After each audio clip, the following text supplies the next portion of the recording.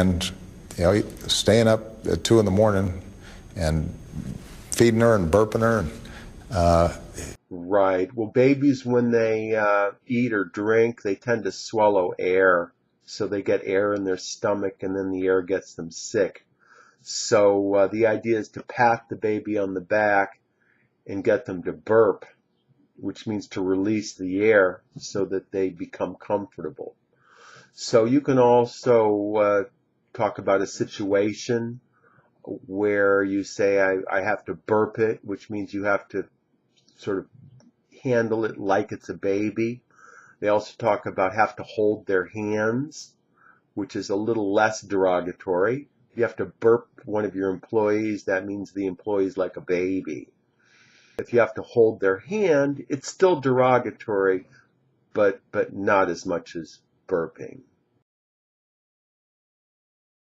Because when she brought her paycheck home, that went into the overall pot to help us pay our bills. In this case, they're referring to husband and wife having combined income. Some couples will treat their money separately. Other couples will put the money together. So in this case, they put their money together into the pot. So it's a family budget. Yeah, and they call it a pot. You can also have a pot when you're playing poker, and the pot is the money that's in the middle of the table. We were helped by my grandparents, and the primary breadwinner there was my grandma. The primary breadwinner, that would be the person in the household that makes the most money. Primary means first, bread means money, winner means they earn the money. Back in the olden days, people actually used to get paid in bread.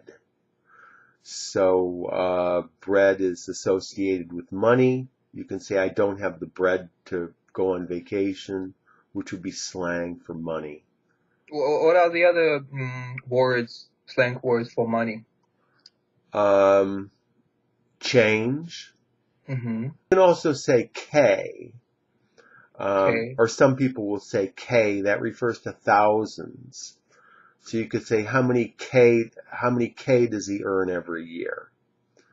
Also dough. Dough, right, and that's the same as bread, because the dough comes from the bread. So you can say I don't have the dough to buy a new car. Exactly. Also called moolah. Mm-hmm. I'm not sure where that comes from. My grandma, who never got a college education but worked her way up from a secretary to being a vice president of the bank, but also hit a glass ceiling. That refers to when somebody works for a company and they reach a level and then they don't seem to be able to get higher than the level that they've already achieved. And the assumption is because there is some sort of prejudice or discrimination involved. So oftentimes, if somebody gets too old, or if they're a woman or a minority, they say they've hit a glass ceiling, which means they just don't go any higher than that. You could also use that for the military as well, where people are expected to achieve promotions at a certain rate, and if they don't get promoted fast enough, then they stop promoting them. So they've also hit a glass ceiling.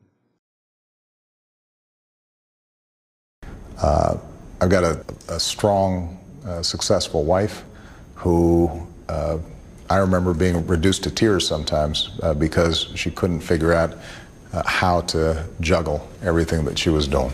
Well, juggle refers to taking balls, typically, or some other objects, and throwing them in the air. And then typically people can handle 2 balls without too much of a problem. But if they have 3, then there's always going to be 1 ball in the air, and they have to throw up one of the other balls before the ball comes down. So juggle everything means that you have competing priorities for your time, your energy, your money, and you have to try to manage all of the different things competing for your attention. You could say I have to juggle 3 jobs. Mm-hmm. To make ends meet. very common. Or I have to juggle between my work life and my personal life. Okay, and another good word for to substitute this is to multitask. Also multitask, right? That's the Okay. idea of being able to simultaneously do two things or three things at once. Kids are more resilient than you realize. When you say kids are resilient, it means that if they have some negative event when they're still fairly young, that oftentimes they'll be able to grow out of the event within a few years, where oftentimes adults can't grow out of negative events so easily. Okay, well, that's all for today. Thank you, Tom. And Tom is your ESL teacher. He teaches English in the United States and uh, all over the world using Skype. And you can be reached at your website, which is ESL-fullspeedahead.com.